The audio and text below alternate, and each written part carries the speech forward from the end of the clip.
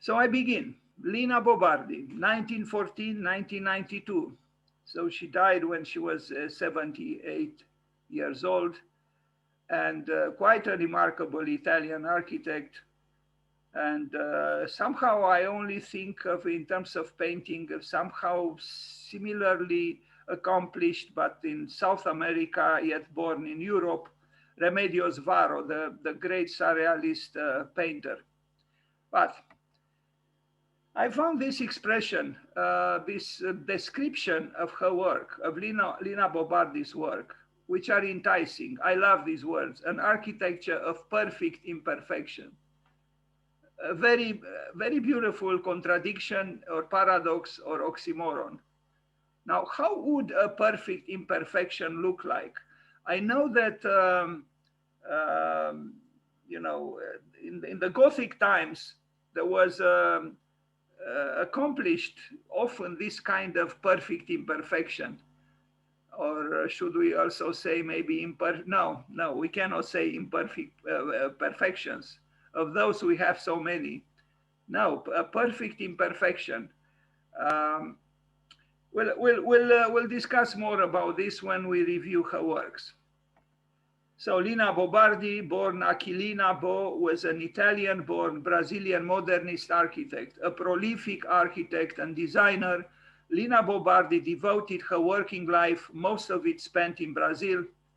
And I should have had a longer text there. I don't know what happened. I think I had another page and it vanished. Anyway, here she is celebrated within a building that she herself, well, she didn't build it, but she created the interior. She was celebrated, as you can see, in a so-called Brazilian way. Now, she was also, like any good architect, actually, not just a builder, but also a thinker about architecture. And she was advocating radical pedagogies. Lina Bobardi's theory of an immediate life architecture from 1957. This is an interesting title again, a theory of an immediate life architecture. What would that mean, an immediate life architecture?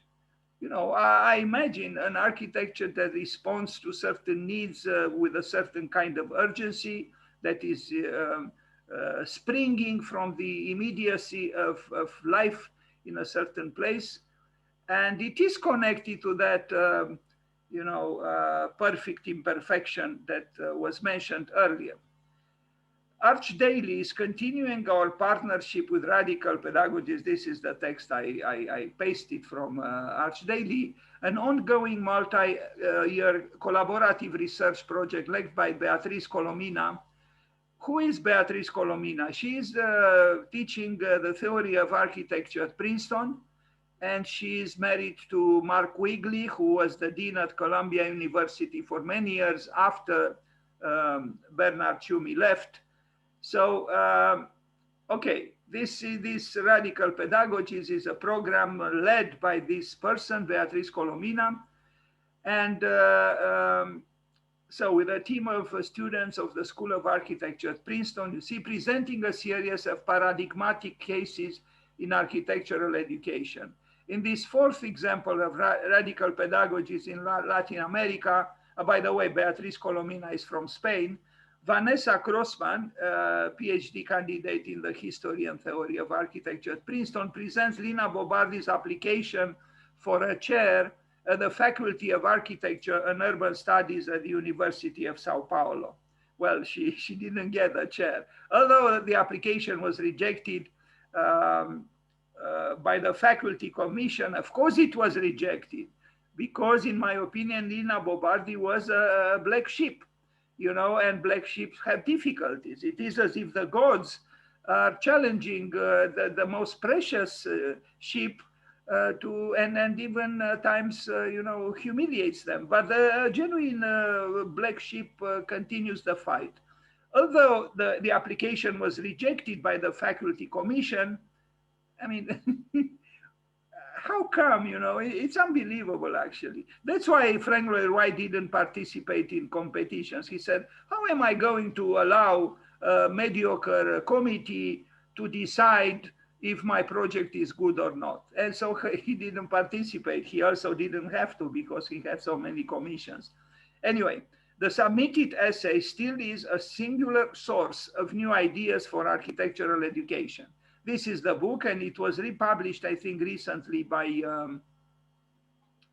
Architectural Association. And here in this book, she says something interesting. I hope I have later another provocative thought coming from her. Anyway, this is her own house that she built in Brazil, a modernistic house in the mid-50s.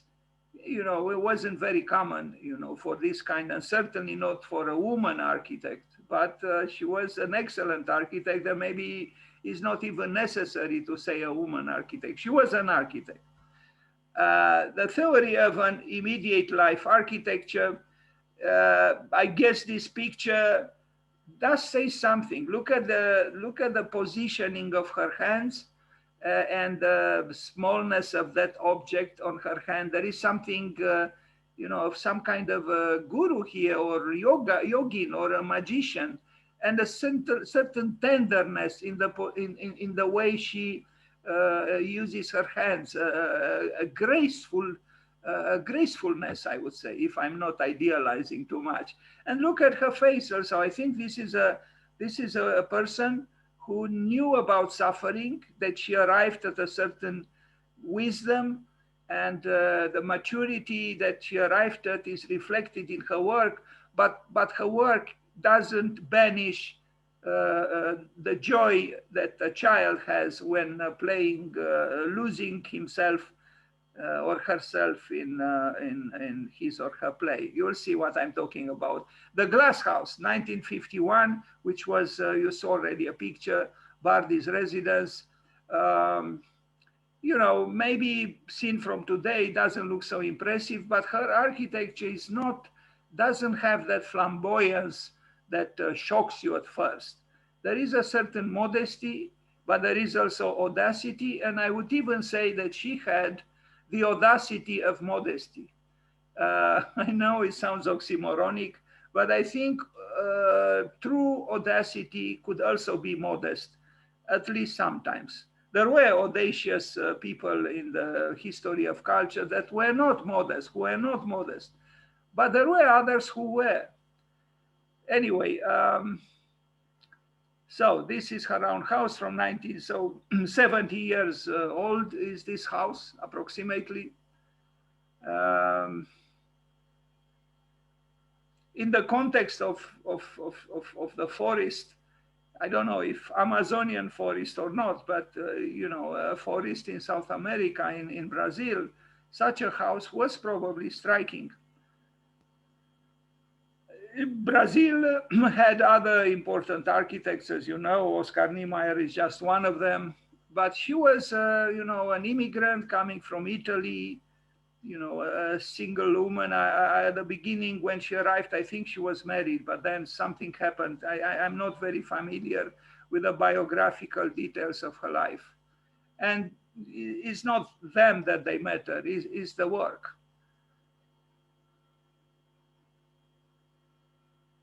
You'll see a very beautiful staircase that she designed.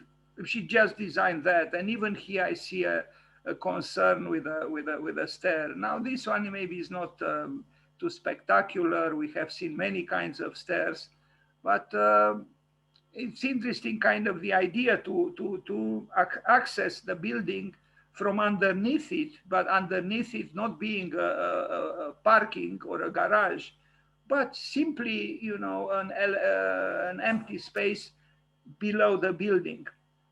And here she is. She was probably a dreamer, and who loved to read, probably.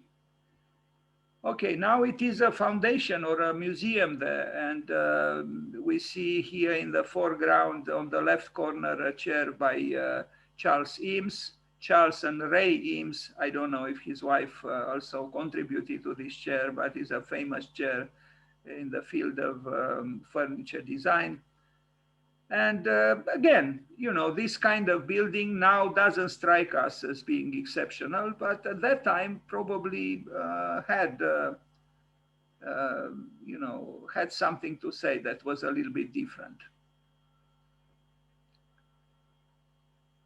Well, she has even a chair. Now, I don't know if she bought these things or they came in after, you know, she died. You know, this is the famous chaise-longue by Le Corbusier and Charlotte Perriand, or should we say Charlotte Perriand and Le Corbusier, another rather neglected woman architect who worked for Le Corbusier, and it was not easy to be in his shadow. But apparently she was a very important for the, at least for the furniture designs that Le Corbusier produced.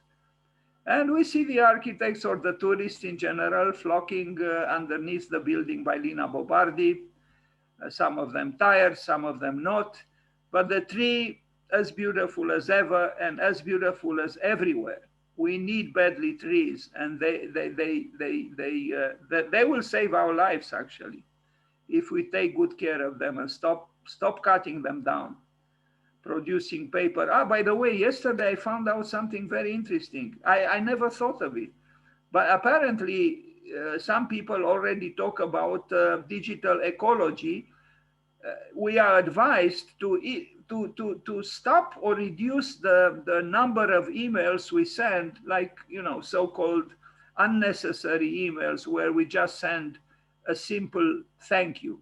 You know, they say apparently every single email, and you know, in this field I feel guilty because I send a lot of emails. Apparently they produce pollution.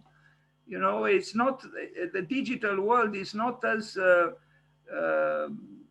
you know, unable to produce pollution as I thought. Apparently it does. So anyway, I can send you if you want. I have the link of that article that I read. Okay, moving Dan, forward. sorry to interrupt. Can I say something about what I observed in this house? Yes, are you visited? Visited it? No, no, no. From the pictures, if you go back one slide, one or two slides. Sure, Uh, you always do this. You yeah. always bring me back to some picture in the back. Okay, please. This is built on a slope. We had in the office I was working. We had done this kind of an exercise at a mountain, uh, a hill station, and the thing about building on this slope, the first thing what I observed is she's tried to save this tree. That's why she's made that courtyard, and the tree must have existed before the house. This tree that you see here, and second thing, when you build on this slope, it's constantly eroding. So you have to take these foundations pretty deep, where the stone is down below, where there is hard rock.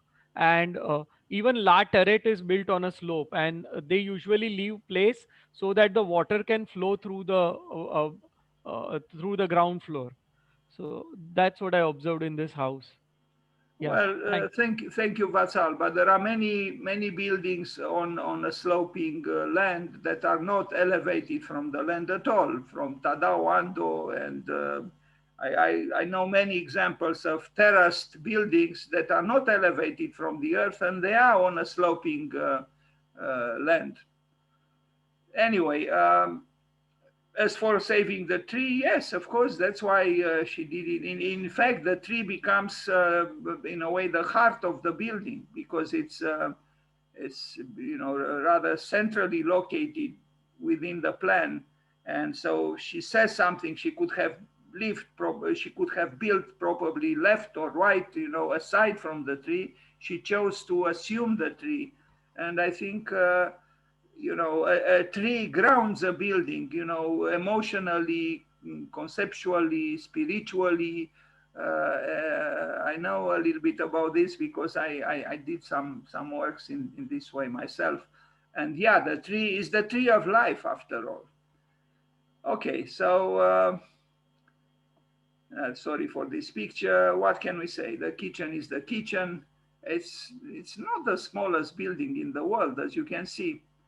I mean, it is a museum now, and it has the aesthetics of a museum. It's a house that became a museum because within the house there was already the seed of, let's say, a public dimension, so not exclusively private.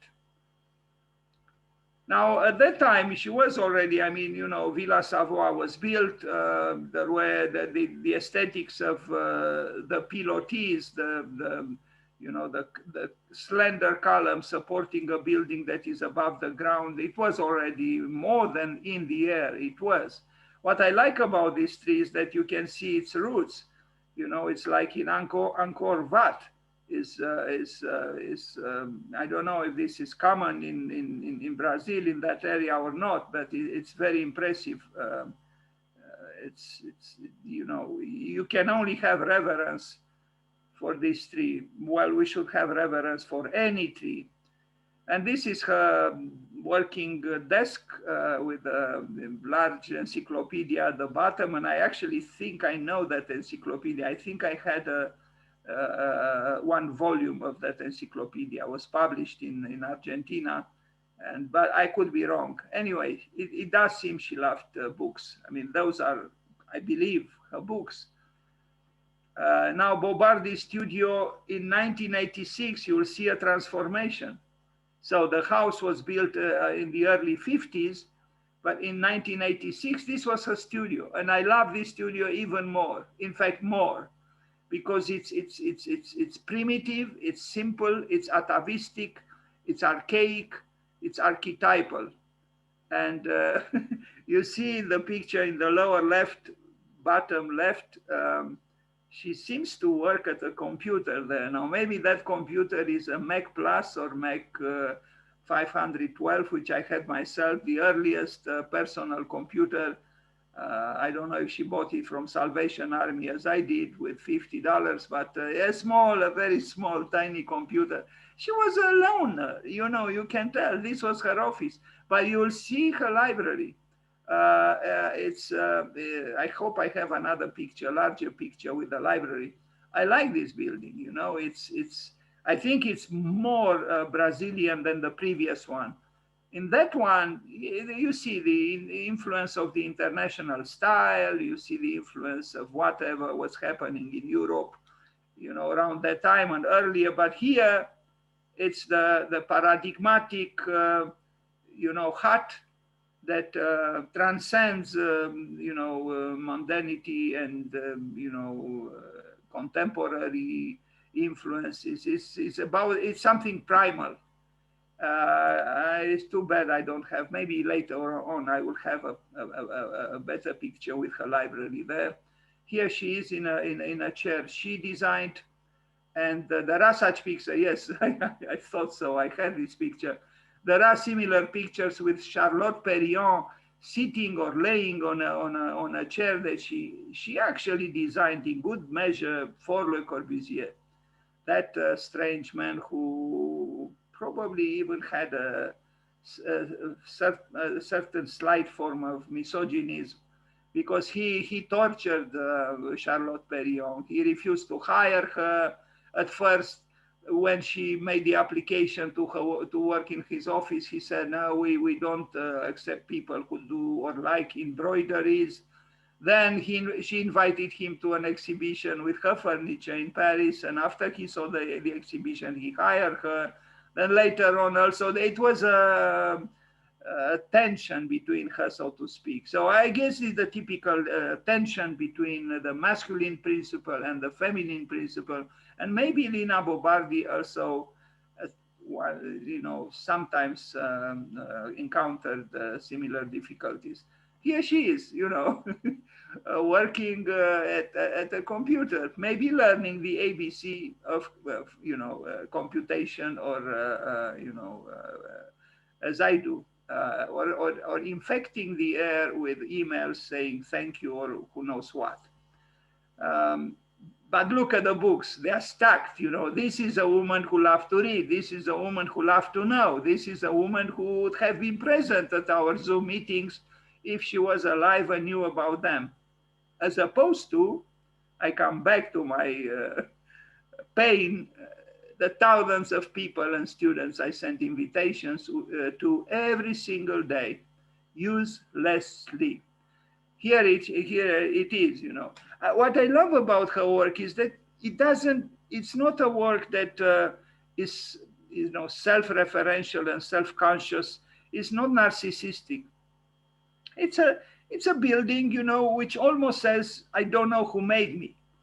And this is something to admire. That's why I said, you know, if you compare this interior with the interior of the great dame of architecture that is Zaha Hadid, you see two feminine, presences in contemporary culture that are diametrically opposed. Um, so here she is in another chair she designed, and you know, please do not forget, she was Italian. She was born, raised, and educated in Italy. So she came to Brazil as a woman immersed in European culture of the most impressive kind, because Italy does have it. Another chair designed by her, and it's a very fine design, really. It's simple. It's not assuming. It's probably even to an extent at least comfortable, and it has this modest elegance that not too many people are able to achieve. You know, you see some details. Yes, maybe the wood. I imagine the wood is of you know, it's a hard wood. Strong essence. And here it is, you know, another chair that is displayed in, you know, I mean, the background is some kind of, you know, tree, let's say. Anyway, it's what we see in the foreground is in a way the triumph of culture vis-a-vis the potentially disordering effects of a wild nature. Fine chairs. I mean, if we compare these chairs with any chair from you know, the furniture design of the world, we would say it does deserve you know, high estimates. We saw this one. This one also was designed by her and very different from what we saw previously. Um, she probably loved contemplation. You know, at least these pictures show this.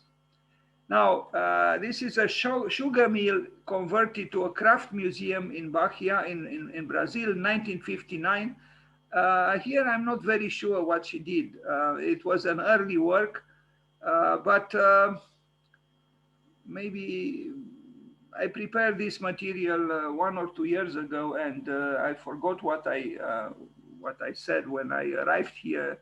Now I think at that time I was equally unsure of what she did. She was very good at making, you know, not proposals, well, building in contexts where, you know, if you were brutally, individualistic, you would have been dissonant. And I think she was good at in a way, what a Romanian important architect, Geme Cantacuzino, said, that he said that the architect must leave the house on his tiptoes, you know, in other words, very discreetly, not to leave behind, you know, powerful, violent, although that is an attitude which could also be considered. And some people from the deconstructivists and so on did consider it and do consider it. Yes, this is, now I know. So it's not the exterior of, it's not an exterior intervention. It's this magnificent staircase that she designed. And I love this simple gesture of an architect who becomes an artist via Brunelleschi in a way. You know, here she is obtaining very refined and almost sublime aesthetics by using the naturalness of bringing the parts of the stair together without acrobatic extravagances. But the effect is paradoxically exactly that. It's a special staircase that brings an eventful presence into this room. Otherwise, the room is, it's a room. But this staircase immediately brings excellence to the room and individuality. It's a very fine stair because it shows how it is made. It is comprehensible for the mind, for the imagination. It is elegant. It is robust, but it has a sincerity. And this sincerity is not easy to arrive at. I love this stair. I really do. And it's some kind of a rectangular spiral staircase, which is again not very common because usually spiral staircases are spiral, but this one is not.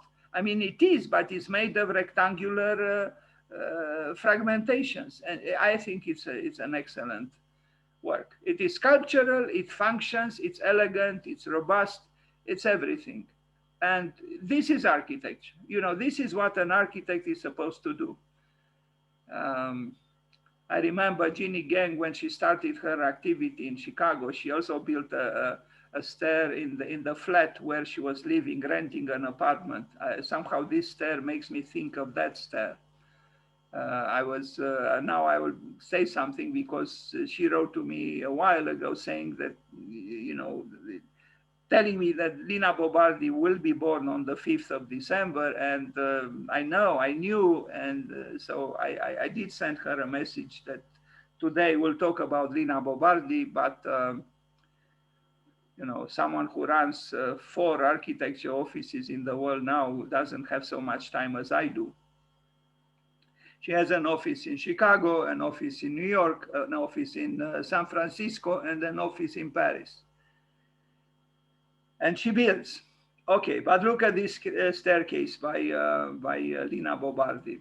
It's I think if you do such a staircase or such a stair, you feel accomplished. Even if it's not the whole building, but look how these parts come together. And they overlap, they interact, they intersect, and it's all solid wood as it's supposed to be. So it's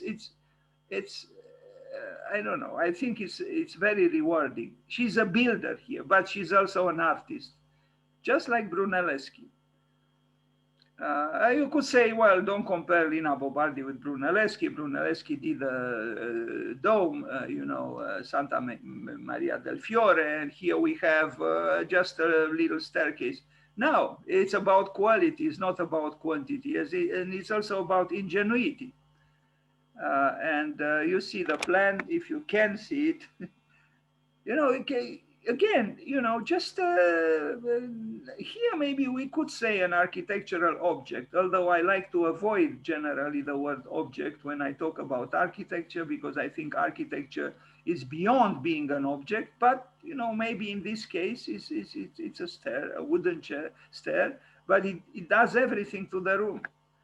And look at the drawings. Even the drawings are very elegant. They are very simple, and they are rational, but they are also irrational in the sense that they welcome the unexpectedness of transforming a curved spiral into a rectangular spiral. Although my words now are not quite inspired, because what I meant was, you saw the plan. It's within a circle, she accommodates. I would say that what is here is something alchemical. If I remember well, I began to forget the details of alchemy, but I think it was a test for the alchemist squaring the circle. And this, what I see here is something of that, squaring the circle, accommodating a spiral essentially within a square. So you have both the square and the circle which is the circular movement around that pole, which is central. Uh, yeah, this was, put in another way, the goal of alchemy, to circle the square. Uh, okay, you see exactly how it was made. You know, it is an architecture that tells you I am externalizing the process through which I came into being. Although Jean Nouvel claimed, I don't know if recently, certain, you know, certainly later, beyond the time when Lina Bovardi built this or other things, he said that today the structure of a building should be hidden, not externalized, you know, explicitly as the aesthetics of, let's say, before the war, where the structure was supposed to be very, very sincere. Well, this was, you know, Jean Nouvel's opinion. Here she is with a cat, and now this house in Sao Paulo, which I love. I don't have great pictures, but again, this is an educated, sophisticated architect who understands the sensibility of a certain place and nature, and is not afraid to look even primitive or you know, even uncivilized. But let's not forget, Alvar Aalto said it plainly: architecture belongs to culture, not to civilization. Thus, her house belongs to architecture.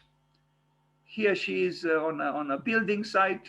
Uh, you know, I love her bag. You know, it's a feminine bag.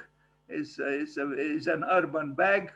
Here is the Italian architect who visits, you know, a building site, protecting her head with that metallic thing, probably metallic. Teatro Officina. This is important work by her.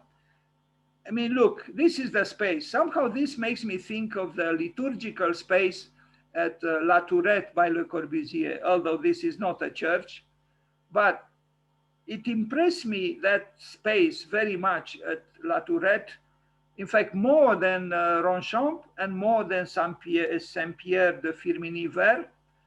And it is just a rectangular space. Here we have a rectangular space, an existing building actually, which he transformed into a theater that refuses to, on one hand, invite emphatical, you know, elements that distinguishes a theater from the street. In other words, it's a building that is democratic, is unpretentious. Again, it is modest, it is very efficient, but it is impressive. It has some kind of an inner monumentality derived from the commonness of real life, immediate life, if we are to refer to her own words. This is the theater. You have even plans. You have the stages right in front of the scaffoldings, and the spectators stand up on the scaffoldings, and the theater takes place, you know, outside of the scaffoldings. So you have this unity between life and art, which I love and which I think is so very important. Look at this, in a space which could have been almost impossible to use for a theater, you know, a long narrow space. But she did a brilliant job. If you look at this picture, you see some kind of a negotiation and harmony and understanding between domesticity and the practice of art at an institutional level.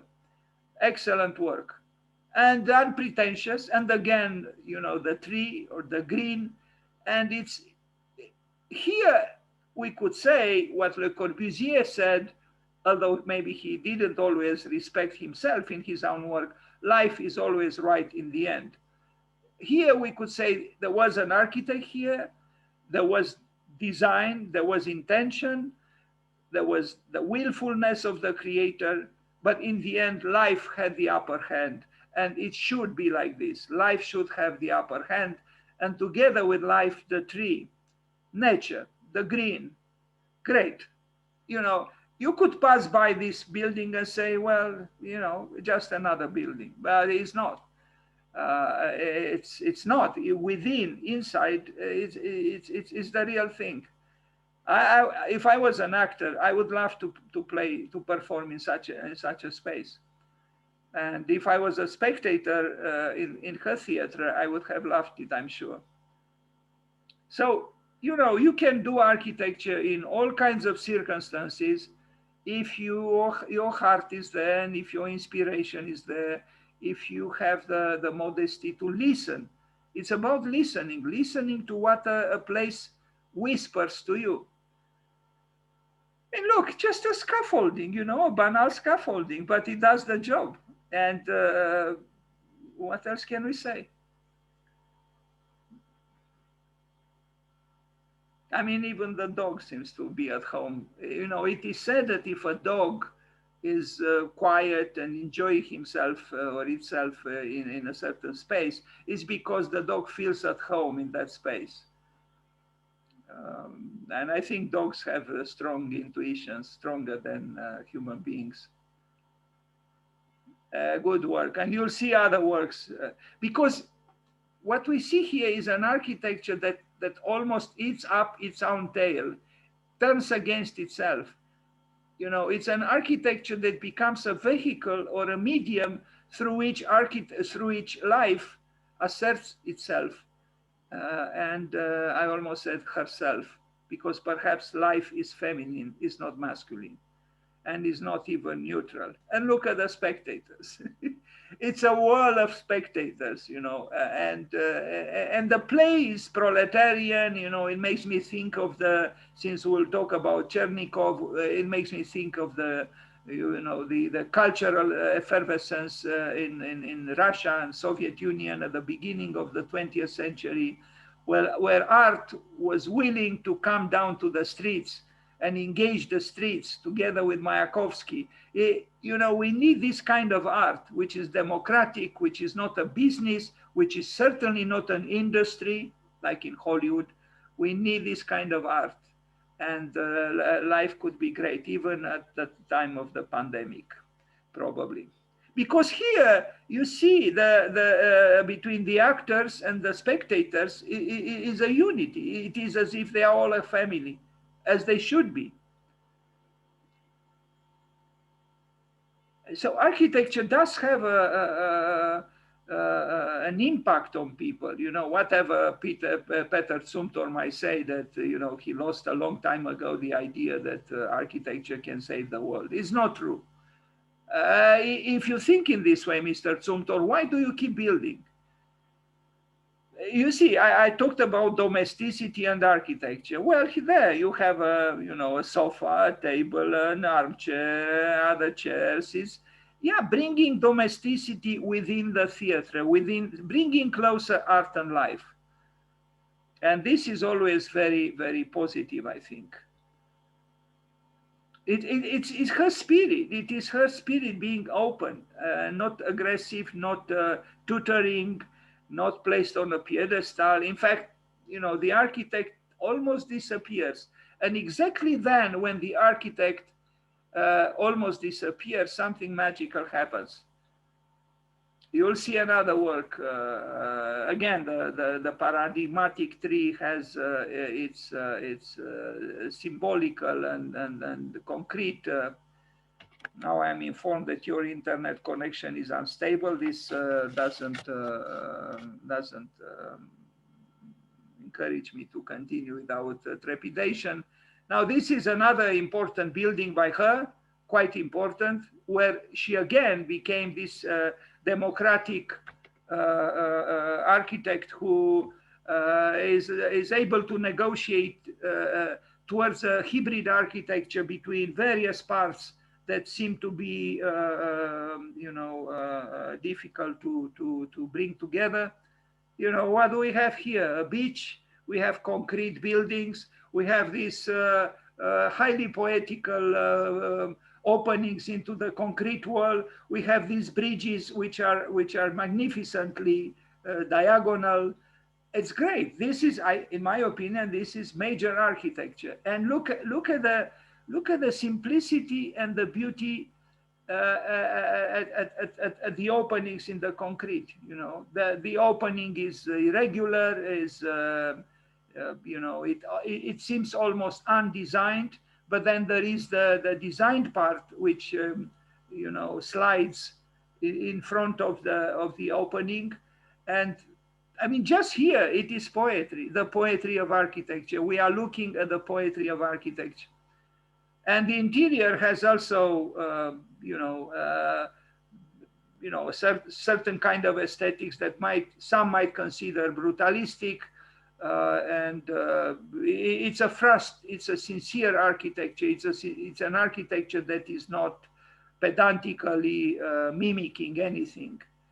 And even she has the courage to bring water within the building in this way. So again, she's not timid. She was not timid.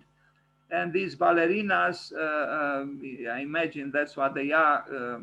You know, they communicate, you know, with architecture through walking through the spaces that she created.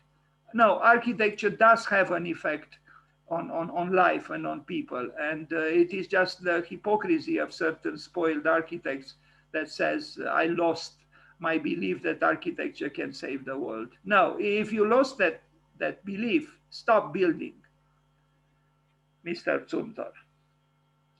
Anyway, you see,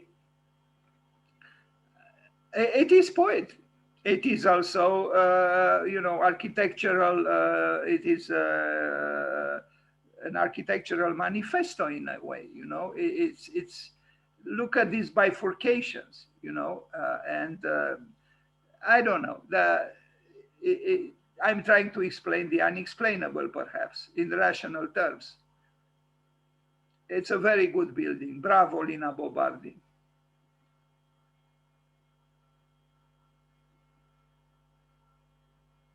She doesn't need here embellishments. In fact, this is the lady for whom the stones were more important than diamonds.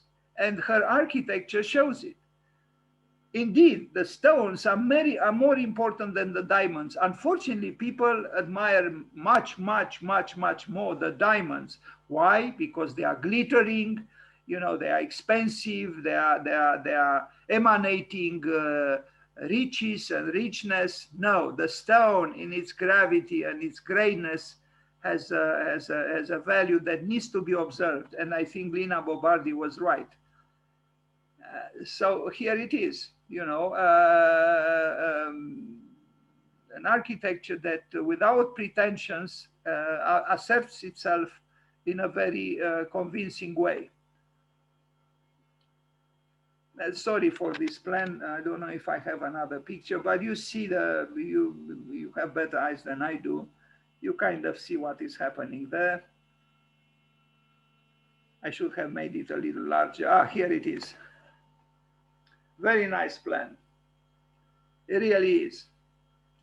Because when I look at this duality between these two buildings connected by these bridges in this rather, you know, unorthodox way, I almost see two beings trying to communicate through a web of relationships, some of them more mysterious, others less mysterious, but they are strongly connected. But the connection is not, I mean, they are straight, they are rectangular, you know, bridges, but because of the diagonal movement, and you see that the angle is different for each case, it says something about the approximations that the meeting between one and the other usually require.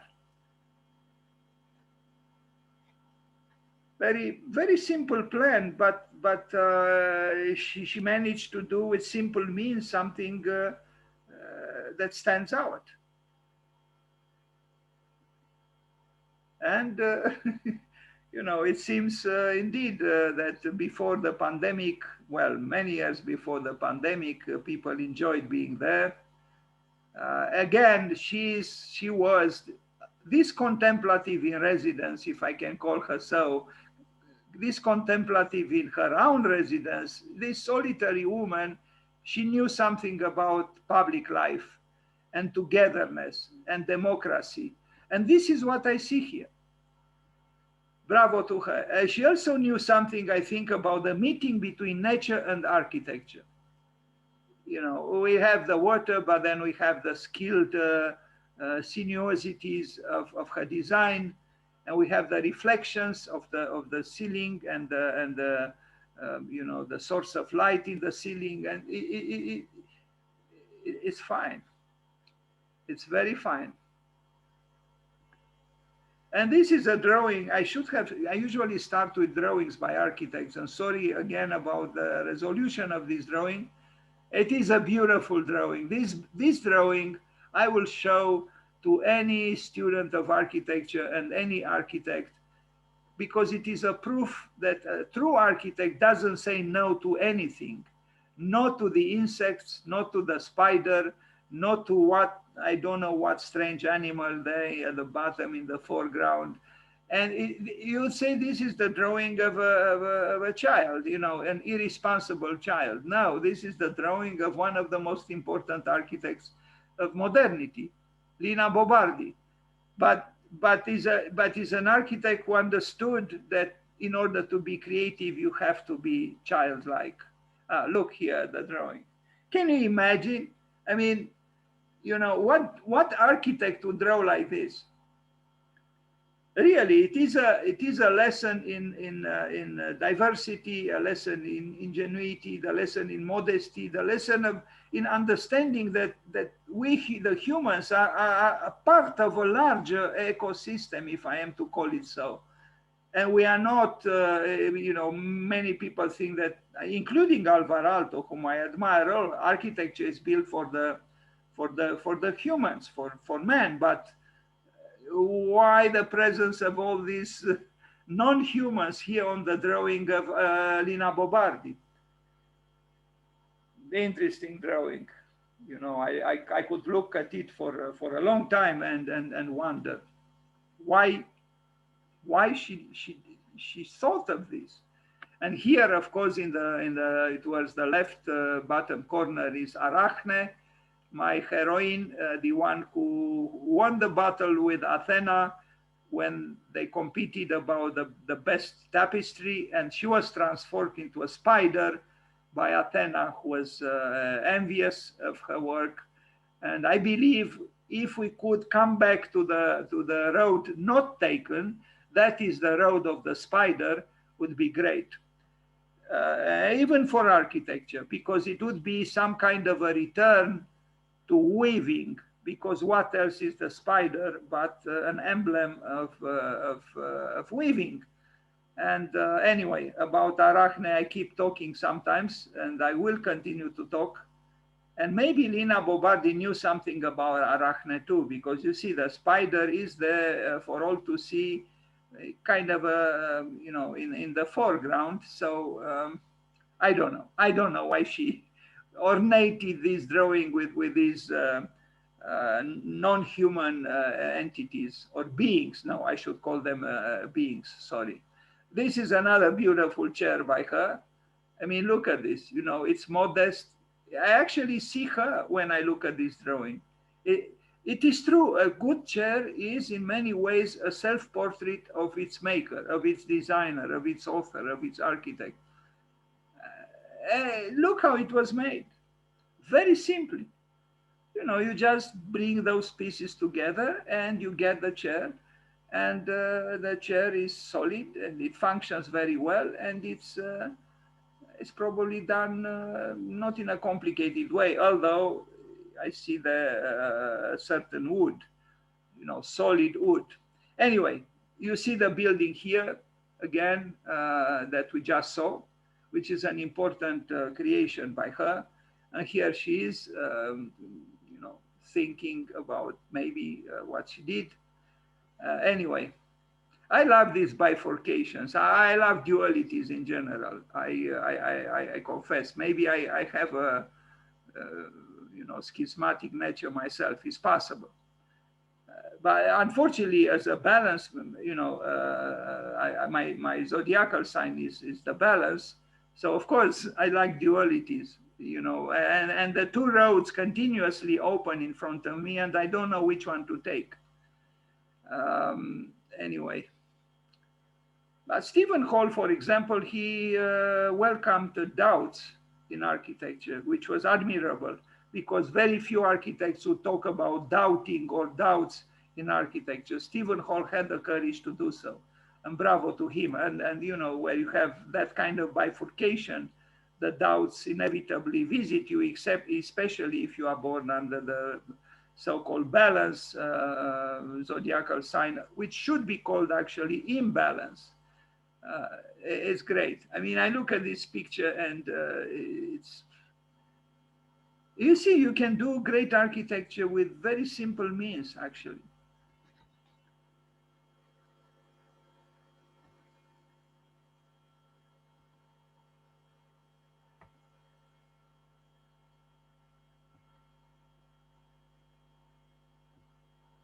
The Sao Paulo Museum of Art, this is a major work by her.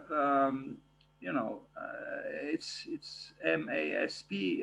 The Sao Paulo Museum of Art is any museum of art has a privileged position in a city.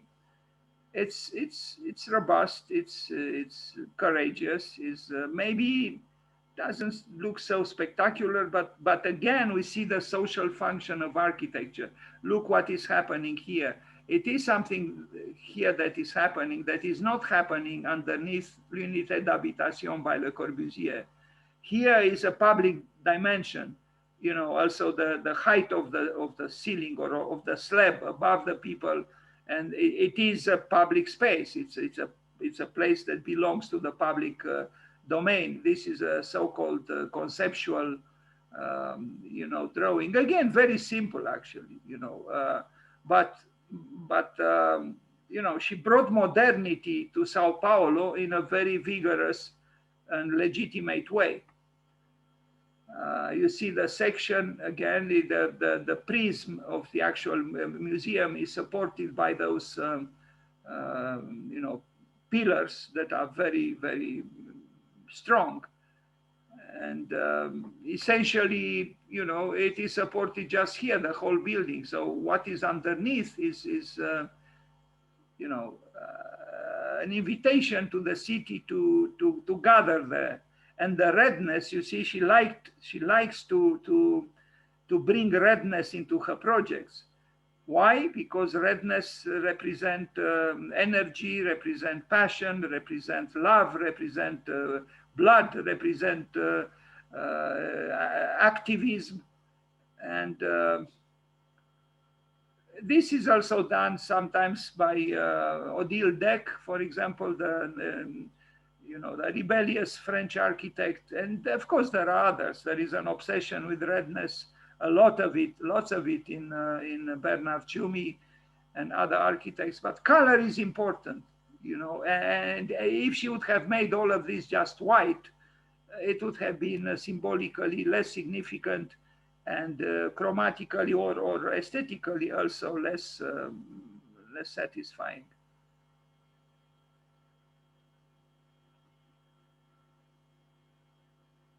And the red, of course, works very well in the proximity of green.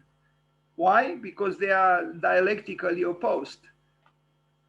That's why Goethe discovered that if you look at a spot that is intensely red, and then you move your eyes towards a white wall, let's say, you will see green, and vice versa. What produces the opposite color? You know, this is my question. How come that when I look at a spot that is red or green, no, let's not confuse, bring confusion in. I look at green, and then I move my eyes towards the white wall and I see the very same shape, but red, not green. What created that redness? What? It seems that there is some kind of a mechanism in the human body and in life in general, in nature as well, that balances opposite forces. And when one is in excess, then the other one will show up also in excess to balance the first excess, something like this. I know I didn't maybe defend my case with an explanation that is very factual, is rather oblique and maybe a little bit metaphysical, but I don't know. I don't know in terms of facts what brings in the opposite color on the white wall when that's not what I looked at.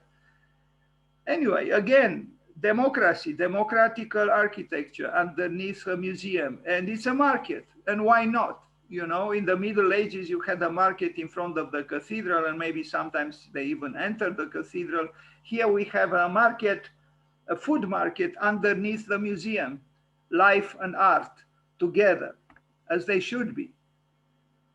Although I know it's easy to say, it is difficult to do it, but and there it is, you know, between the other buildings in Sao Paulo. That's the Museum of Art.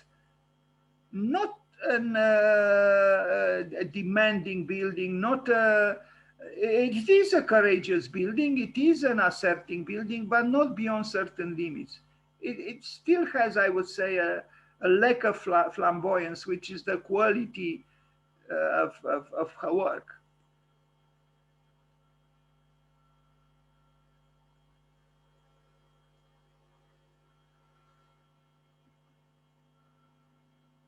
Interesting wording there, the hidden floor.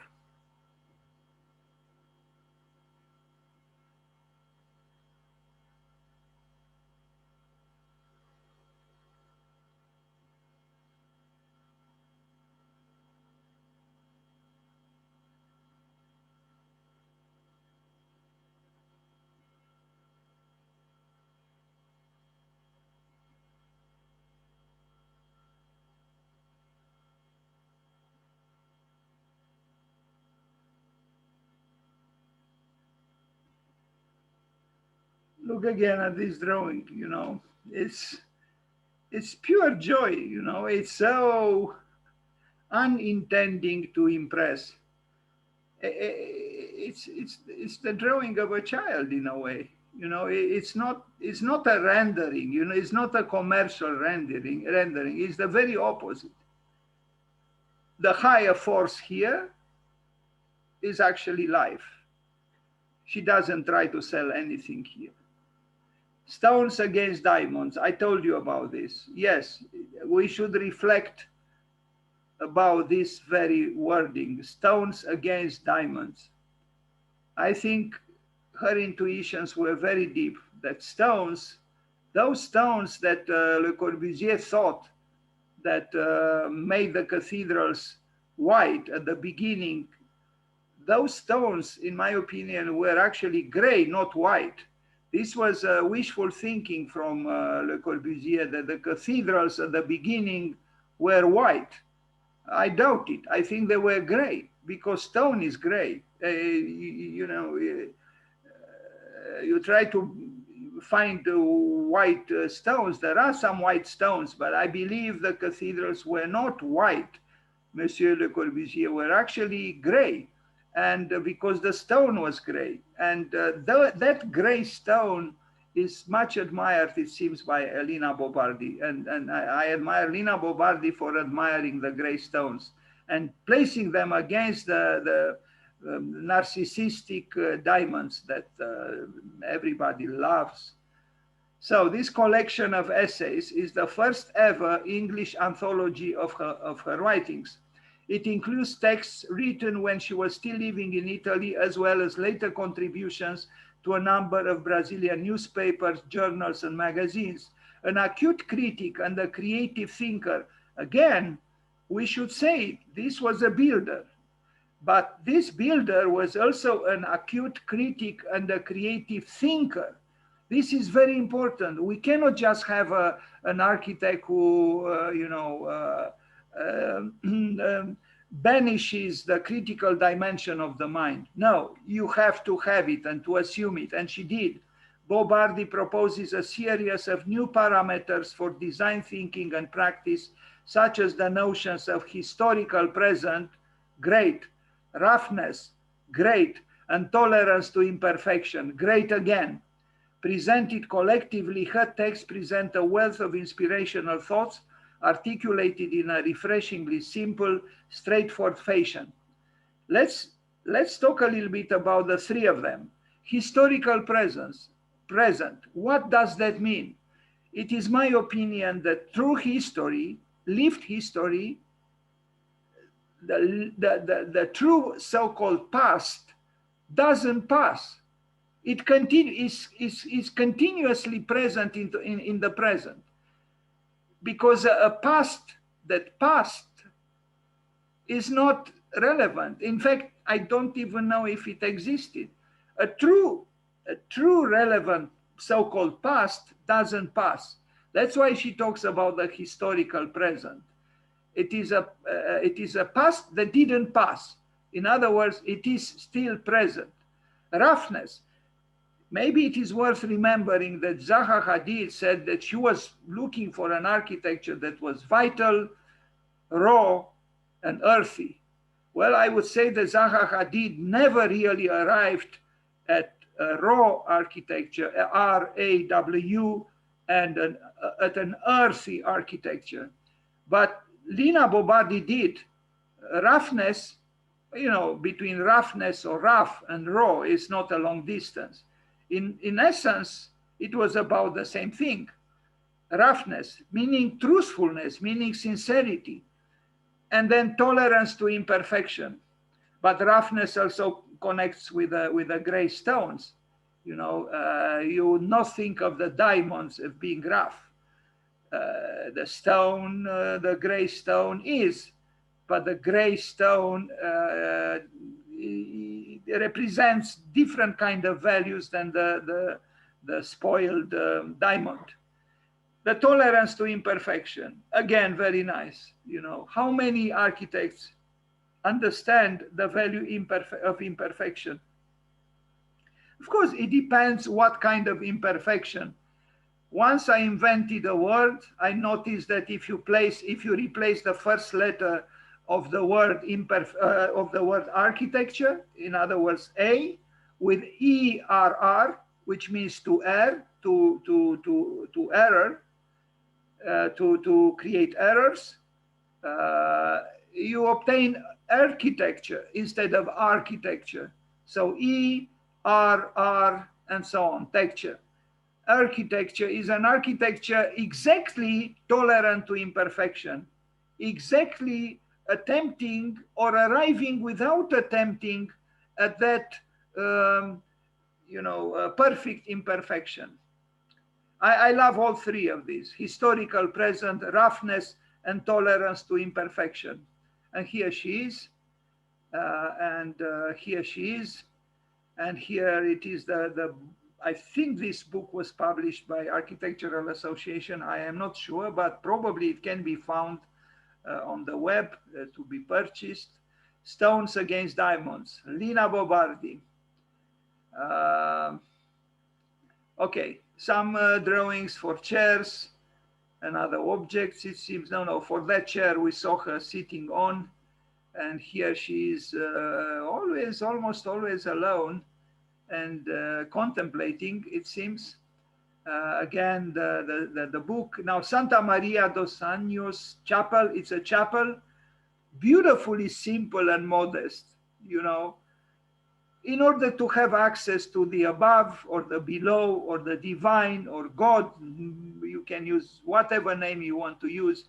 You don't need a lot. It's again about immediacy, the immediacy of life. And it's the immediacy of feeling, the immediacy of affection, the immediacy of that very strange transcendence which takes place exactly in the immediacy of the moment. And she makes this active through matter, through material, through architecture. She doesn't remain at a speculative level. In fact, you could say she doesn't even speculate. She builds, but she builds in a certain way.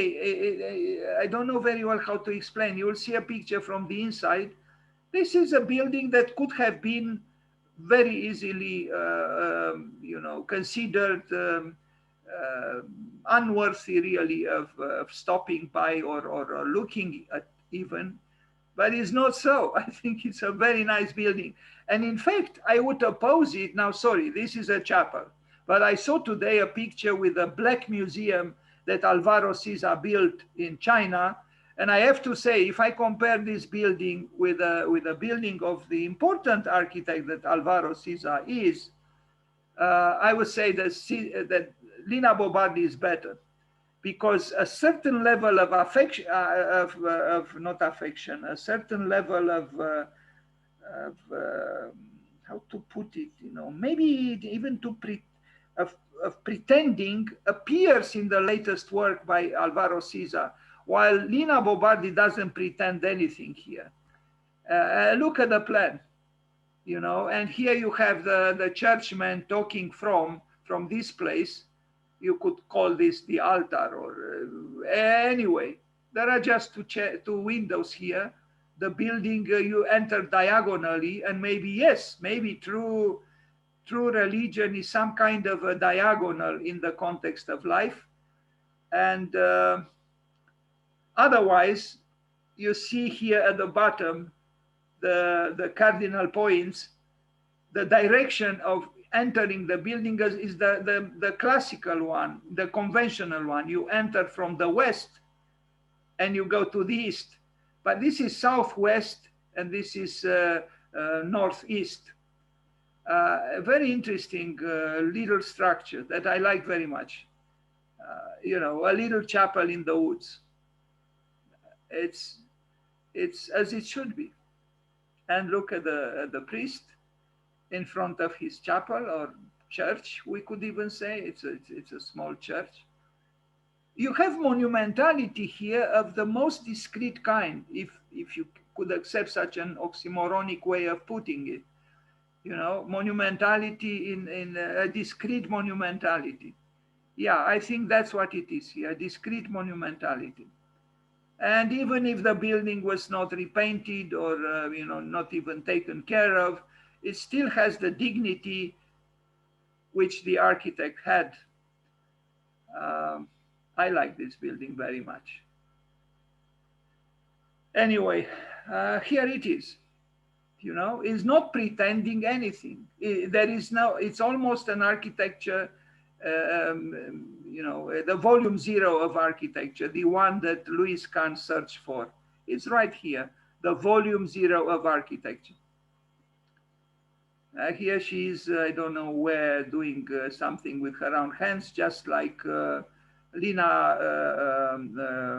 Lin did, even for the Vietnam Memorial.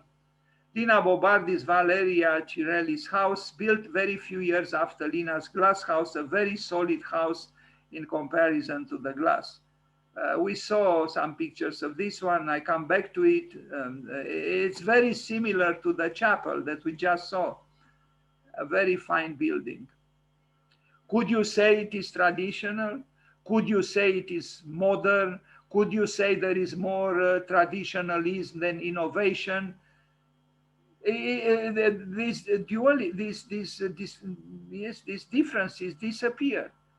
It is at the same time looking backwards and looking forward, is exactly that historical present that she mentioned in that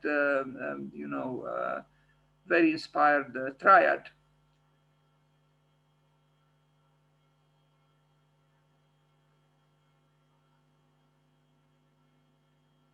It's almost, if I am to express myself again oxymoronically, some kind of a primitive classicism. And this is a building you recognize from the openings in the concrete wall that was left unkept, and there was a call to the international community to contribute to. I don't know where it is, but it does deserve attention and care and affection, because it is a building by this remarkable architect, and because it is good, and because again we see the triumphal but triumphal, but also some kind of embracing the building. It's the coexistence of nature and culture. So you see here, Lina Bovardi Fellowship in 2016, an open call. Um, she is acknowledged, and the international community responds to her work. Back to some other works, the drawing, the chair that we saw, and we saw this picture, I think, or if not particularly this one, Always Alone. Thank you very much. Now I go to a very different kind of architect, more narcissistic, but interesting himself, at least in his beginnings, Ricardo Bofill. And I accelerate a little bit because I don't want to lose you, those of you who are generous to still be here. Ricardo Bofill, born in a rich family. His father had a big company, construction company, and I don't think he finished his studies, no, and he didn't have to. with the auspicious beginnings he had, and so we look now at their office, his office, architectural office, and Taller de Arquitectura. This was his office, and when I became aware some good years ago about Taller de Arquitectura Ricardo Bofill, it was in l'Architecture d'aujourd'hui, where I read that for them, this is what they wrote, or Bofill wrote, Magritte was more important than Miss. And yes, a provocative statement, because Miss at that time, and like other times as well, was very appreciated.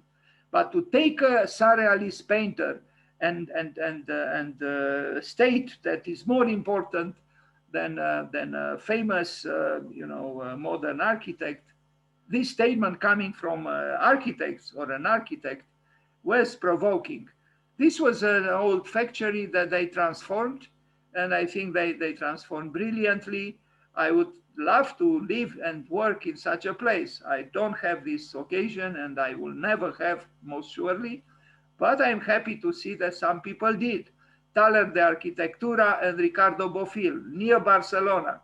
Not bad. What kind of architecture would you do in such a place? Well, probably with surreal, elements, with a strange combination between, industrial relics, and there is something a little bit phantasmagoric and stage-like. There is theater here. Inevitably. It's also the Catalan, atmosphere, is the proximity of Dali, Picasso, is the proximity of, the Mediterranean Sea. And all these things combined created the chance for Bofill to accept himself as a very innovative architect, and you'll see very soon why. But again, to have such an architectural office is rather unique, and it looks good inside and outside. There is nature, there is the castle, there is the factory, there is culture, there is sophistication, there is comfort, there is rust, there is a blue sky, there is the green of nature, there is everything. There is even, the patina of time. And so you have all these oppositions that are conciliated in the name of the proper understanding of what life is and art is, and so on. Creativity is nice. It's also heroic. There is a level of heroism here. And there is also love for aristocratic, joys. What can we do? Some people have certain privileges, but there are many other people with privileges who couldn't arrive at what Bofill and Taller de Arquitectura arrived at.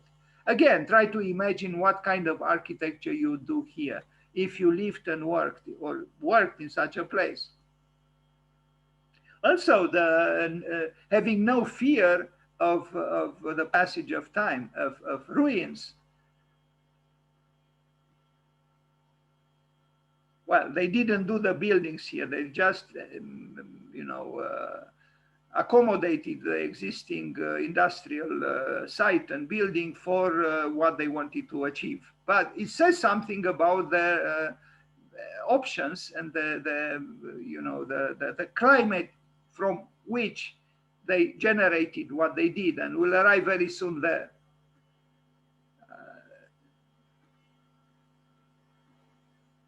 I continue to think that surrealism could be very important for architecture. And because the surrealists, when at their best, were able to show the other side of life in a way, which so often, unfortunately, we neglect. Well, this is a large space, no doubt, but it is interesting. It is hybrid. It is complex. It is provoking. It is because it contains many elements.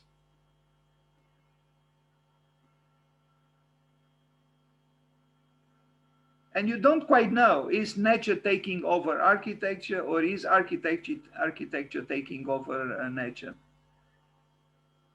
Now, there are even some historicist details here and there, but nature seems to be comfortable with that. Although, now that I look at it more carefully, these, these arched windows do seem to be some kind of a premonition of what was to come when Ricardo Bofill moved to Paris and with his office to France. Well, that is certainly a conference table, isn't it? And, spaces for a king. Yes, a glorious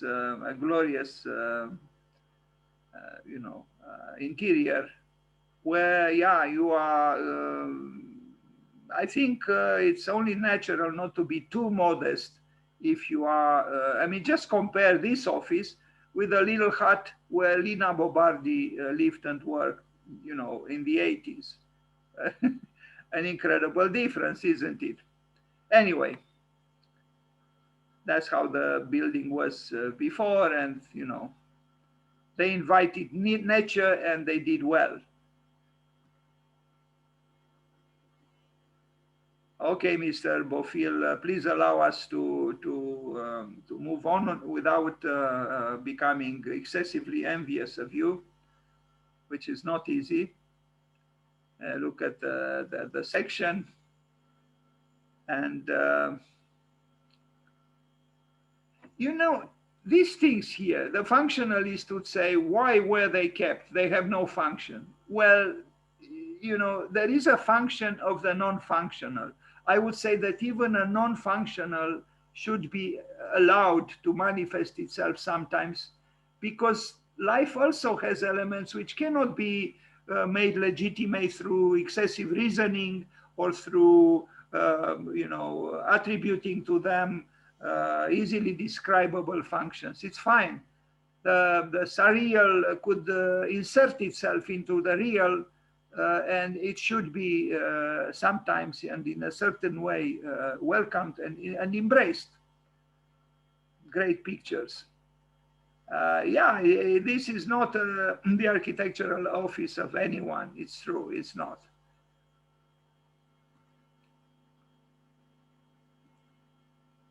Now they build this, will arrive in detail at this housing complex, which is very striking and very interesting.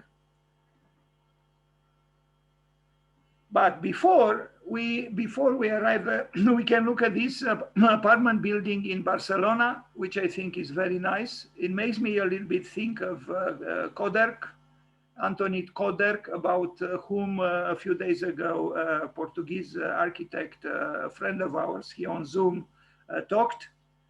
It's a very fine building in an urban context, as opposed to their office. This is within, the urban fabric of Barcelona, but it's a fine building. I regret and I apologize that I don't have more pictures with it, and I should have had. Maybe next year when we'll remember again Ricardo Bofill. Bach Apartments, it's Just a second. Is it the same building or not? Or maybe two different buildings. Yeah, two different buildings, but from the same period, and the architectural language is similar. I would say this is also very good architecture. You know, it is modern, but also has, you know, is not afraid to assume the ornament, is not afraid to use the brick. There is a nice mixture here between willfulness and gracefulness. I like it. I know for a critic, but I'm not a critic. I'm just a commentator. You know, to say I like it is not enough. Now we arrive at the so-called mature work and strikingly original work. Walden 7. Look at this. Look at this housing complex.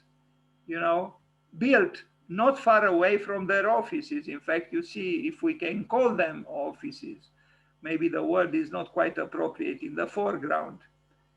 It's surreal, it's magical, it's not of this world somehow. And it's dramatic, and I think it's excellent. Still, I would say, just like in the case of their offices, these curved balconies, in my opinion, they are a little bit too easy to arrive at, a little bit too facile. Just like the arched windows in the you know, office, but it's still fine. I am thinking, because yesterday we talked about John Portman.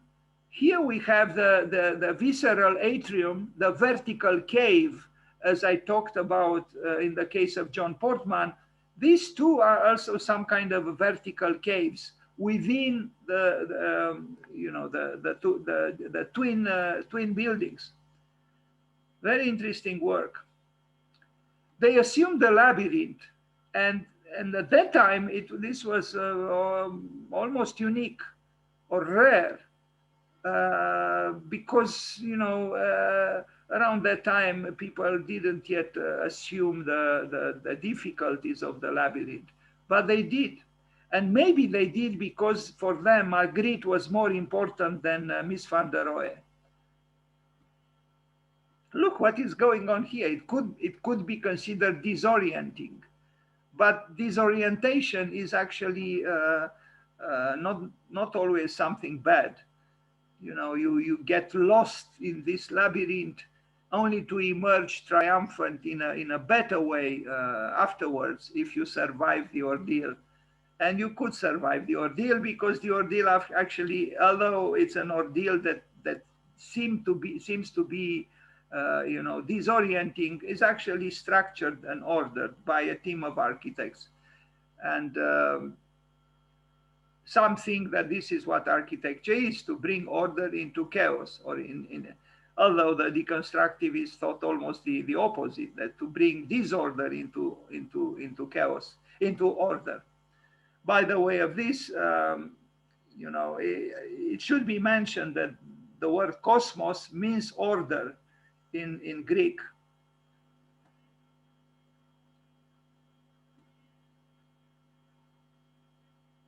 Not afraid of colors. No, they are true Catalans. They love color. Onirical architecture.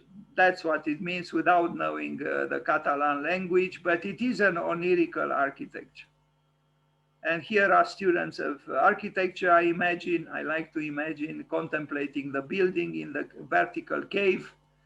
And it just like but in a very, very different way from Lina Bovardi, here we also have some kind of a democratic dimension. You know, I don't know if they are social housings or not, but the social dimension is present. I guess John Portman also searched for some kind of social dimension or public dimension in his hotels, except that his hotels are, you know, very commercial and, you know, also very expensive. Anyway, this is the building being built, probably by the very company of his father. Not bad to have these chains. Anyway, Portman, on the other hand, that we talked about yesterday, he built for himself. Very interesting building, and I probably it's probably enjoyable to live here. I like to think the apartments are very small. I don't know if I have plans here. I hope I do. Um, you see, you cannot avoid the publicness of the building. It is encouraged actually, that publicness. So now here we see where the project was made on the right side of the picture, and then on the left, the building itself. Sorry about these pictures a little bit, the resolution is not great. I think the building is successful because it achieves what I keep mentioning, maybe, in a tiring way a little bit, multiplicity in unity. So you have multiplicity and then you have unity. They are together.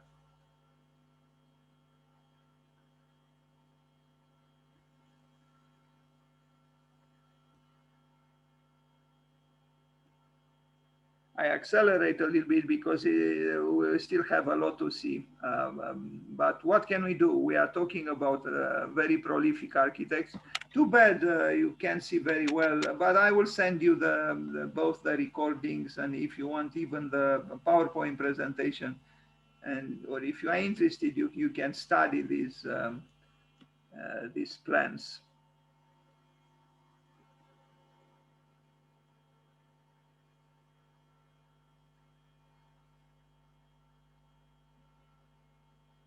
So, Thaler de Arquitectura and Ricardo Bofill were not truly against systems. In fact, they worked in a very systematic way. But this kind of interlocking systems is also welcomes in a way, as I said, a labyrinth. It's puzzle-like, and there is a complexity, a visceral complexity. They're not very simplistic.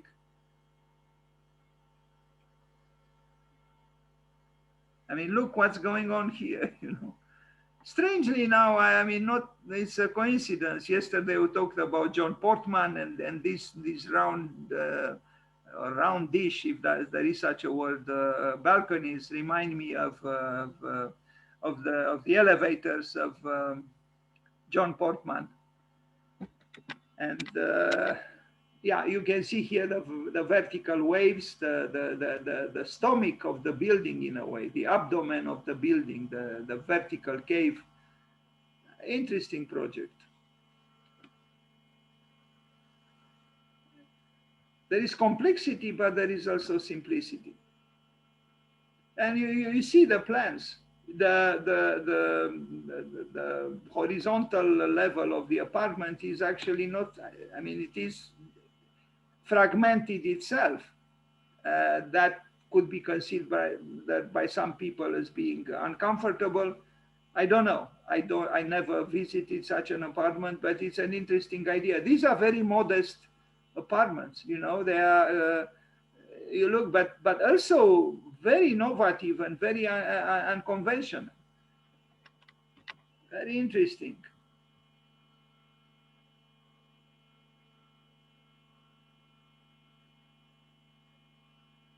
So the room becomes furniture, and the furniture becomes room, and it's almost, there is no need for furniture here.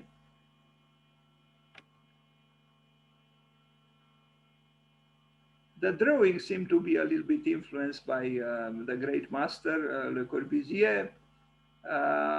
Anyway, the level of innovation was high here.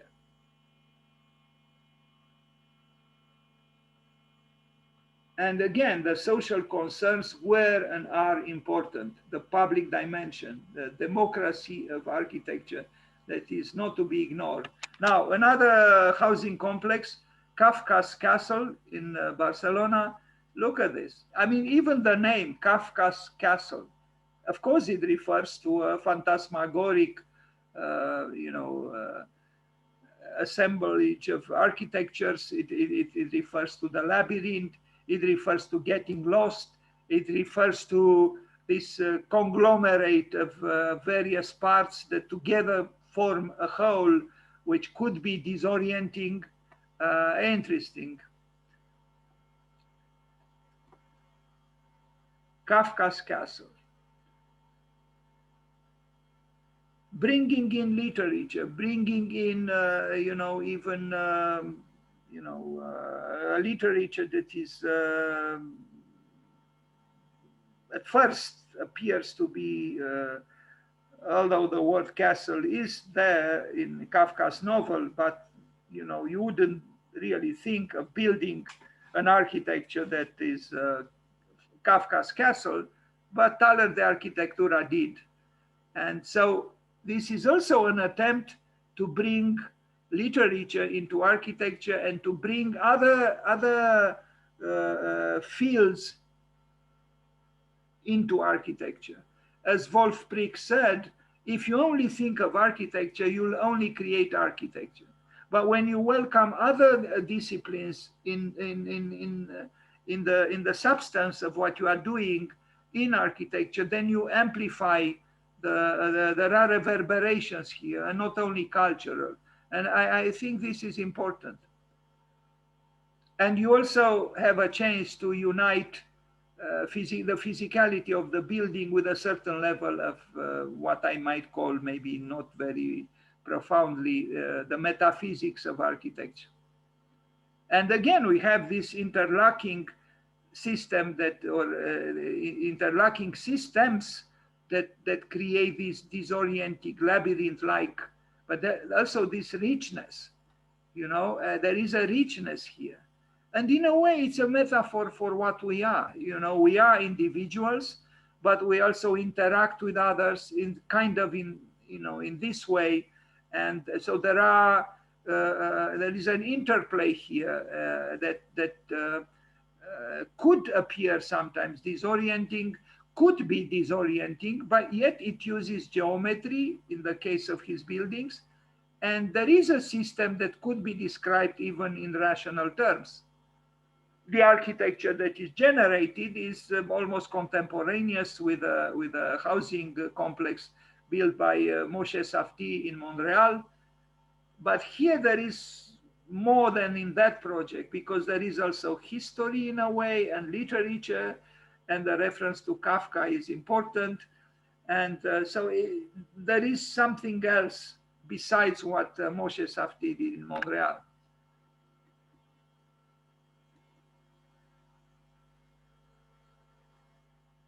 Now, when I look at this section, and sorry for the resolution of the picture, it reminds me a little bit of a chapel that was built with two helixes spiraling around each other in Japan. Maybe you know it, but the section was very similar, although the buildings are very different. So there is something of a vortex here, even if the lines are, using a Cartesian system, or there is rectangularity. And look at this, you would say it is madness. Maybe it is madness, but I think it's a beautiful madness. It's a madness that acknowledges the complexity of the world, acknowledges the labyrinth, acknowledges the interconnectedness between everything and everything else. Yes, it is a little bit obsessional and neurotical, I would say, but are they not attributes of today's life? A utopian dream stood still. Ricardo Bofill's postmodern Parisian housing estate of Noisy-le-Grand. Now, this one I visited, and I have to tell you that I was disappointed, and I will explain why. Well, they moved to Paris, they moved to France, and this particular housing complex was good. I passed by it accidentally, and I didn't dislike it, because here there is still a certain robust modernism without imperial nostalgia or dreams, and you'll understand what I'm referring to a little bit later on. Look at this. Now, I'm afraid that such an architecture would have been admired even by someone like the former president of Romania, meaning Ceausescu. because this building is actually, in my opinion, fake. And I will explain why I think it is fake. As opposed to the democratic systems interlocking as they were in Barcelona, here we have some kind of a triumphalist architecture that tries to generate the illusion that the proletarians who live here, because these are also, rather modest buildings, are king-like. I'm talking about these very people, those very people who take the subway at 6 a.m.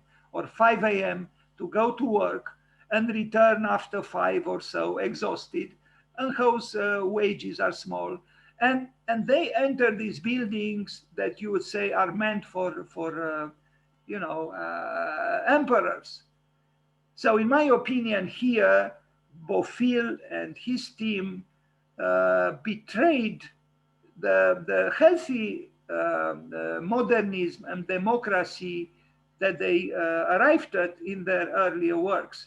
Yes, they could apparently still be impressive visually, but if you analyze them more carefully, you realize that it's actually stage design. It is the level of representation is not telling the truth, and there is a lot of solitude here, and there is maybe even despair in these people. You might think relatives of Louis Le Soleil. They are not. And look, it's a postmodern. This was the postmodernism in its conventional manifestations had a devastating effect on Thaler de Arquitectura and Ricardo Bofill, and unfortunately not only on them. This kind of triumphalist architecture that we also have in Bucharest with Casa Poporului, the house of the people, with those immense boulevards that are proclaiming progress and culture and glory, and actually they are lying. There is also lying here. The French culture does have a tendency from within to cooperate with the very opposite forces to liberté, égalité, fraternité. That is, I'm referring to the king or the high authority that Haussmann served so eloquently. There is a problem, I think, in the French culture, and Ricardo Bofill only emphasized it, only amplified it with the pathos of the Catalan spirit. And I have a problem with this architecture because it is, it could be impressive, but it lacks the spontaneity and that more in a way down to earth democracy that was present in Catalonia, in Barcelona. Here there is too much formalism. This is a formalized architecture. Look at this. I have been there. Yes, you do look for the camera to take pictures, but this kind of le doux ambulé built for proletarians is very misleading. And I read that actually people who live there are not so happy as Mr. Bofill probably imagined they would feel.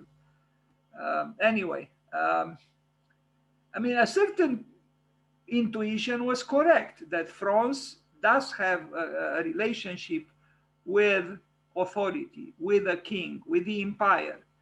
But when it becomes inflated and demagogical, then there are problems. What a difference between the building in Barcelona that we just saw. Here, yes, we have the same rounded, spaces or rooms or things, how to call them. But there was a degree of I don't know how to explain it now spontaneously. In the buildings in Barcelona, there wasn't a centrality of this historicist kind that proclaims authority. Here we have it. And here, exactly this historicism is crashing and highly problematic. And look at this. I mean, you look at this and you say this is the architecture of the empire. What empire? We are living in a democratic Europe now. But what empire? So this kind of a triumphalism is the very opposite of what courageously they advocated in their earlier works in Barcelona. That's how I interpret what I see here. It's too much formalization, too much rhetorics, you know, and in a way, falseness. I understand that architecture needs representation as well. Yes, it does. But there must be a limit and there must be a balance. And here I don't see it. You know, I mean, this is almost like a triumphal arch, but a triumphal arch for what? You know, you would imagine some kind of emperor if it wasn't that little entrance at the bottom, probably an emperor would just order to remove it as quickly as possible, enlarge a little bit the arch, the triumphal arch, and then he could go with his horse, on horse, through that space. Instead, we have poor people returning from work and going to work, taking the subway because this is, you know, at the edge of Paris, is not within the city. So it's a simulacrum. In a way, it's Disneyland. And it's not surprise in a way that Paris and France built the first, I hope the last, Disneyland in Europe. I don't know what's going on here, but anyway.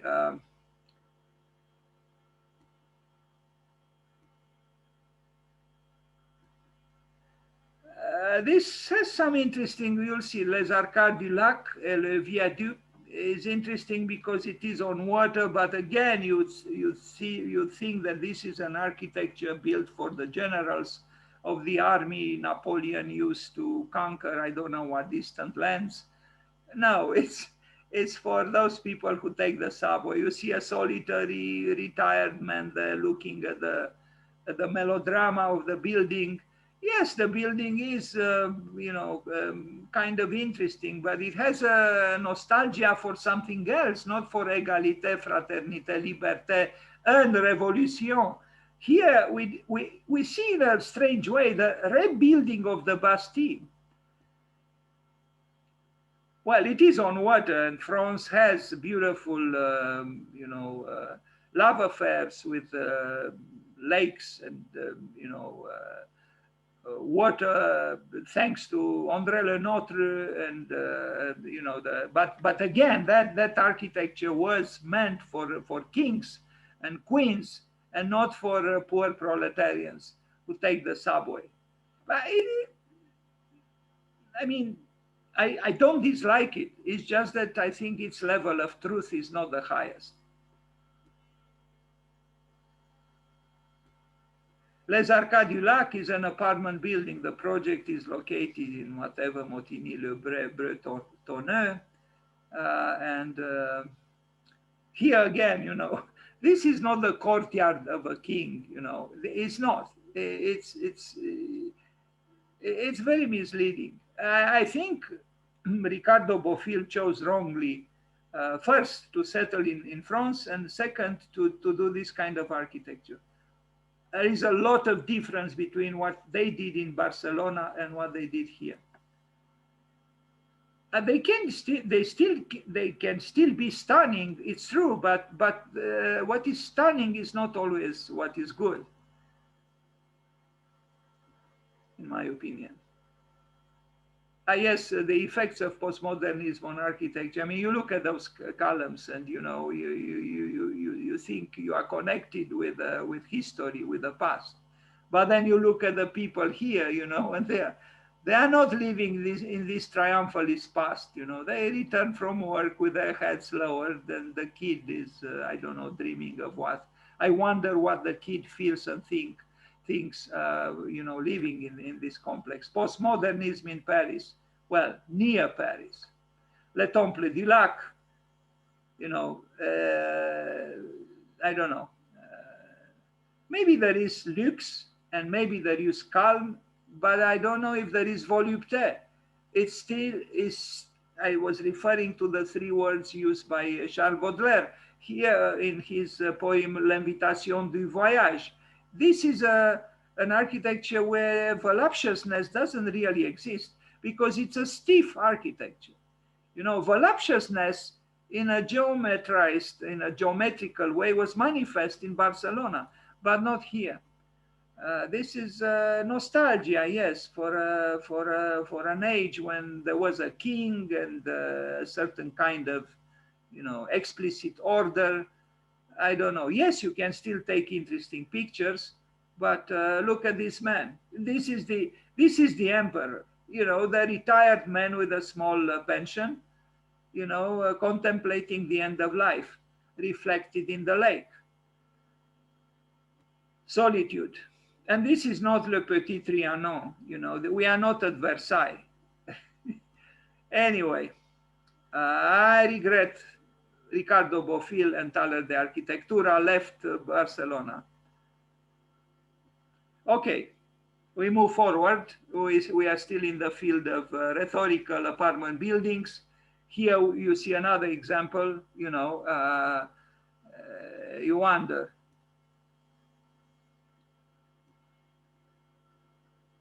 Vast vistas, you know, but again, I think the revolutionaries of the fall of Bastille, you know, those revolutionaries that wanted to tear down prisons and fought against authority would have burned these buildings down as well.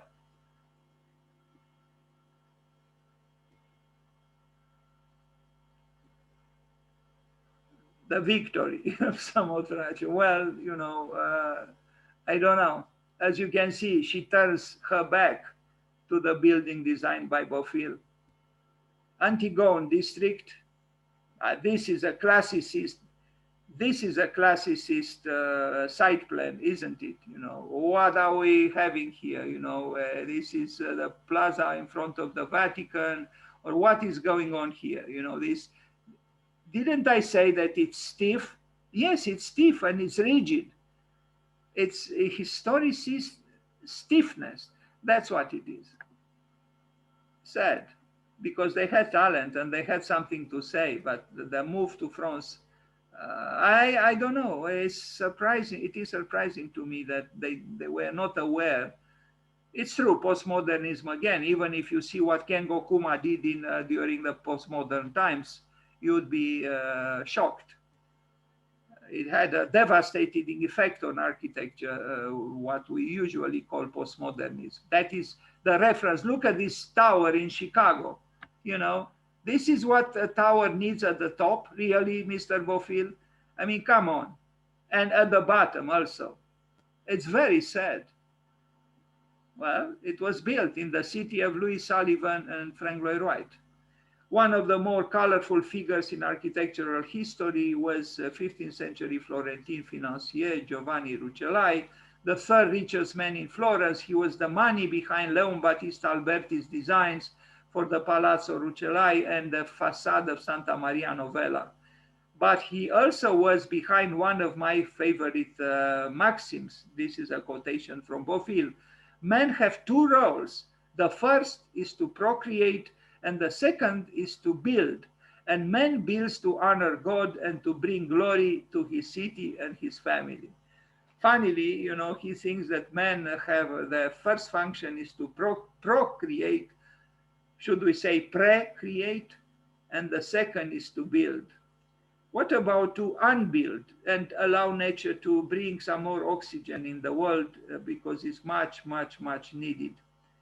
Ricardo Bofill has certainly done that. Well, that's what the one who wrote the text. I'm not sure. Is he saying, the author of this text, that Ricardo Bofill first procreated and then he built in the honor of God? I don't know. Sounds to me a little demagogical. This was commissioned by la Société des Autoroutes du Sud-Est de la France to build this monument. This is an interesting work, actually, because it's some kind of a memorial at the border between Spain and France. Sorry, an C is missing there. And this is the monument. And here it's okay because it's it's not a social housing. It's a monument. It's a commemorative monument, and it's theater through in its basic manifestation. It's fine. Rigidity and stiffness there is here too, and too much determinism and too much symmetry and too much willfulness. I think in the balance between will and grace, there is more will here than grace. But I mean, this pyramid, is a little bit bothering me because of its obsessional determinism. Yeah, it's I think serving God, because it was mentioned before, can be done in a more discreet ways, and I think that's maybe what Lina Bovardi did, but not Bofill in his later works. Now, the monument itself is, I guess, interesting, but what it stands on is less so, I think, because a hill was transformed into some kind of a landscaped pyramid, so-called natural pyramid. Well, nature doesn't build with pyramids. So here is the work of man trying to carve a hill into a pyramid. And that's what I meant when I said there is too much willfulness and not enough grace. And I end now with a national, sorry, letter T is missing there. I was getting tired. The National Theatre of Catalonia, which I saw, and I only have one picture, but is enough that picture to make one disappointed, is this one. Can you believe it? The same man, the same architect who worked in Barcelona without historical references, here he uses historical references so explicitly and so botheringly. I end with this picture and I invite to a reflection, because to assume history in this explicit way can only be damaging. One architect who went beyond assuming history at this low level was Louis Kahn. But unfortunately, Bofill was unable to do what Kahn did. And now we go to the third man, the third architect that I will talk today, and rather quickly, but I have a short presentation on him too. Yakov Chernikhov, an architect who didn't build, I only know of a water tower, but very relevant because of his drawings and his projects.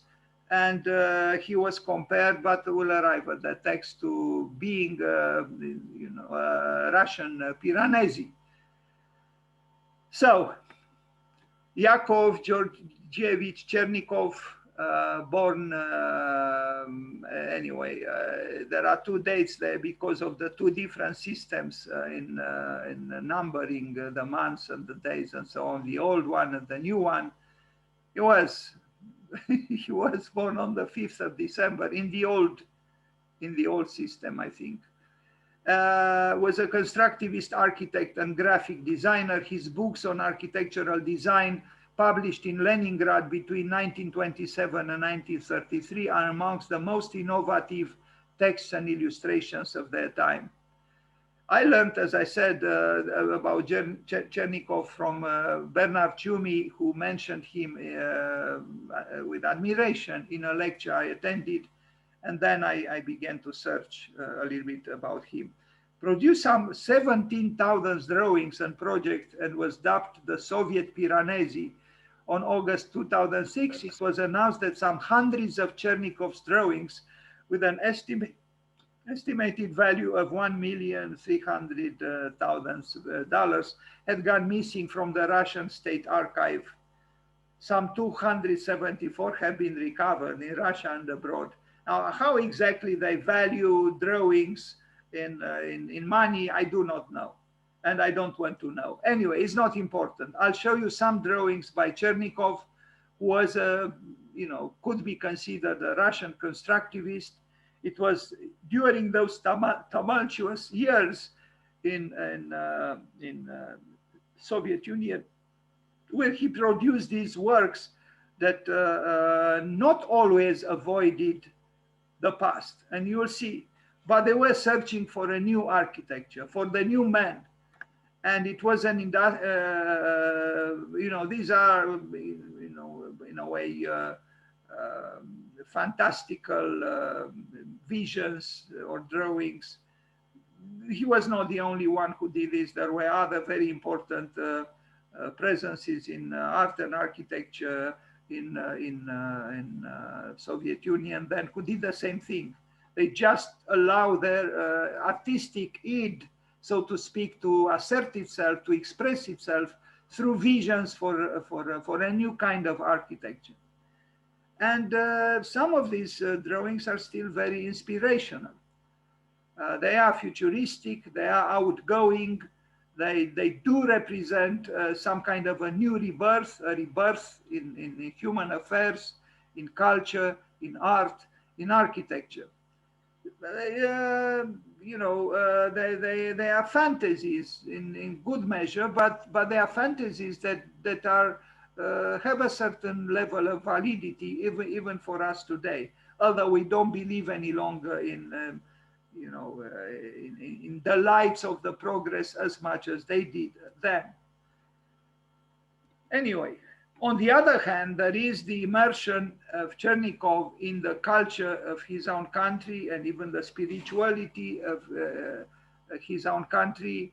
And you see here, what a difference between this drawing and this drawing. Here we have a look towards the past. Here we have a look towards the future. Could we say if this future, so-called future, is luminous or dark? It is certainly industrial. But again, the duality. Here we have history. Here we have the new. The same man created this drawing and this drawing. So it was a period in the history of Soviet Union, previously Russia, that it was authentically, genuinely crossing a threshold between two different worlds. And his drawings represent this quest, this puzzling and troubling even quest for something else from a premise that was different. But what Chernikhov shows us is that even if you don't have so-called clients, even if you don't have so-called commissions, even if you don't build, if you love architecture and if you have something to say, you can do it graphically as well. It is not as satisfying perhaps as building buildings, but there were important architectural gestures in this way, done by, Piranesi, Boulet, Ledoux, Santelia, Chernikhov, and others. So many experimentations because he wanted to explore new things, and that's what he did. Now on the left here, we almost see Manhattan now, and now we could see some number of Chinese cities. And on the other hand, there is also assuming the graphic culture of some kind of a modernity that, it is different from what Des Steele, for example, was working with. It is different. But it was a quest for modernity, that's clear.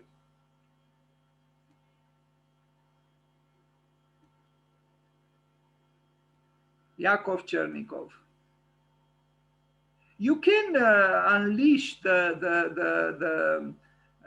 even the appetite for architecture by allowing your hand and brain and heart, not necessarily in this order, to work together to express certain things that are, maybe ignoring that immediacy that Lina Bovardi talked about, but still there is, I think, value in serving architecture in this way.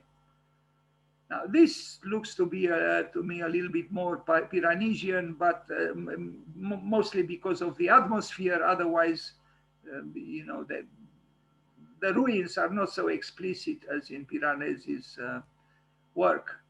Here you could say is the dark side of Chernikhov, you know, the side that didn't assume the new without nostalgia for the past. It was a difficult time then, you know, because, you know, Soviet Union evolved in a certain way towards a new kind of a centrality and totalitarianism, which was in opposition to the beginning ferments of the revolution. In a way, it's kind of interesting that both born on the same time, Ricardo Bofill and Chernikhov, they both struggled with a duality of vision. Chernikhov because of the realities of his time and place in Soviet Union, Bofill because of his moving from Barcelona to Paris. And he was also faced with choosing the road towards some kind of negotiation or acceptance even of a certain level of authority. And this is what, I'm sorry, this is what we see also in some drawings by Chernikhov.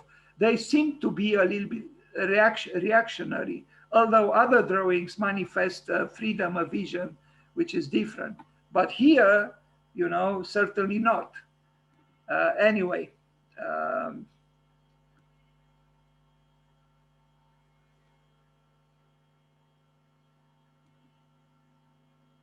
So there is a duality in Chernikhov too, just as it was previously in Ricardo Bofill. Look at this building and look at this. The same man. I don't know if he did them around the same time, but it doesn't really matter. And look at this building. You know, this is resolutely modern, but how could it be that the same man drew this? This was an expression, I think, of the dualities of his time, of the troubles of his time. They were still in front of the threshold or on the threshold, maybe not so much yet beyond the threshold, on the other side of the threshold. Yakov Chernikhov. But such drawings are still inspirational for us today. That is, if you don't want to negotiate with what we call history. But if you want to negotiate with the historical present that Lina Bovardi talked about, that is a different story, because it's not historicism, but it's the continuity on the spiral of time of something that preceded us and is still very much alive and present. Thank you very much. I ended my